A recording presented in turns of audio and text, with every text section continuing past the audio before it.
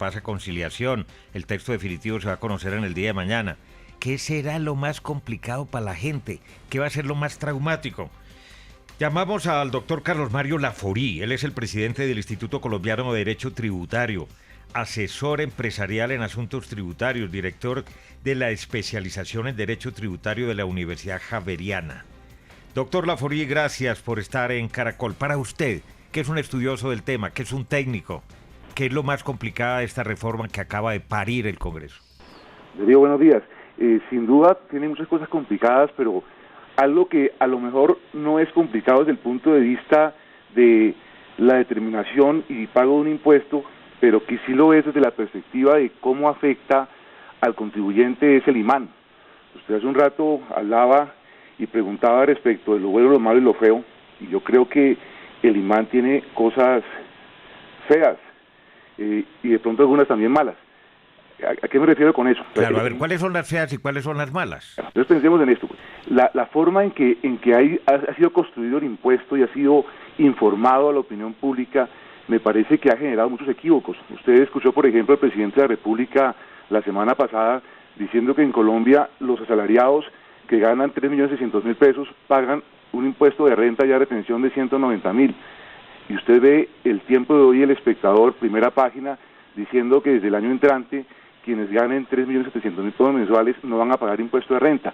Eso es una forma de presentar positivamente algo que definitivamente no introduce ningún cambio. Hoy en día, las personas que el presidente dice que pagan un impuesto de 190.000 no están pagando. Hoy en día, quienes ganan en Colombia hasta 3.790.000 pesos no están pagando.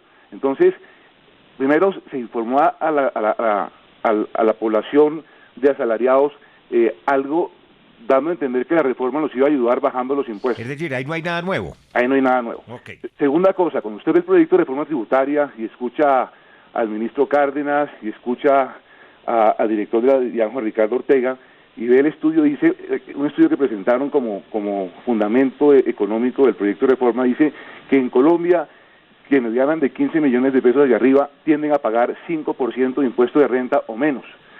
Si usted ve el caso de los asalariados, un asalariado que gana más de 15 millones, el impuesto de renta comienza a subir como porcentaje de su ingreso hasta llegar al 23%.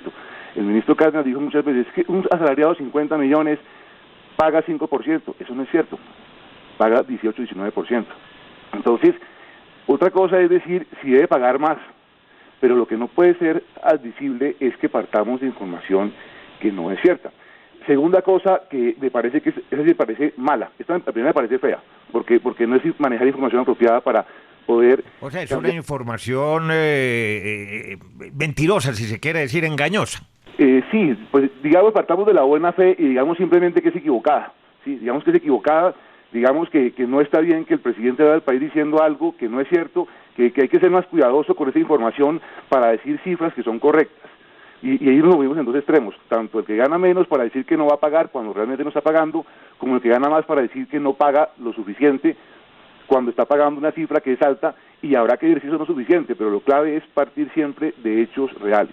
Eso es lo feo, o sea, porque es un aspecto, yo diría, como de presentación para no confundir a la gente. Algo que puedo calificar de malo. Piensa usted que siempre que hay cambios económicos bruscos, en la medida de lo posible, uno tiene que buscar la posibilidad de hacer transiciones. El gobierno, cada vez que hace sus cálculos y sus presupuestos, piensa en normas de transición. En este caso, para los asalariados, no se pensó en una norma de transición. Usted piense en lo siguiente, un asalariado que se gana 10 millones de pesos y tiene un crédito hipotecario para vivienda, por el cual paga mensualmente, piense usted, 2.800.000, 2.600.000 pesos. Ese personaje hoy en día paga un impuesto de renta anual alrededor de 500.000, 600.000 pesos. No lo califiquemos de si es mucho o poco, ¿sí? El tema es que paga eso.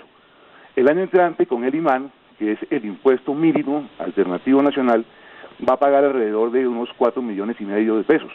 Es decir, se va a incrementar en un 900% su impuesto de renta. Eso es muchísimo. Eso es un descuadre en las finanzas domésticas. ¿Por qué razón allí no se introdujo o no se propuso o no se propone una norma de transición? O sea, algo que permita que este personaje, asumiendo que tiene que pagar eso, asumiendo que desde el punto de vista de equidad su capacidad económica da para que pague eso. Entonces, pasar de 600.000 a 4,5 millones o a 5 millones es una cosa supremamente importante a nivel de recursos que se van a disminuir en la familia. Desde luego, doctor Laforí, es el presidente del Instituto Colombiano de Derecho Tributario, Carlos Mario Laforí. Lo malo y lo feo. También hemos hablado de lo bueno de la reforma tributaria. 748.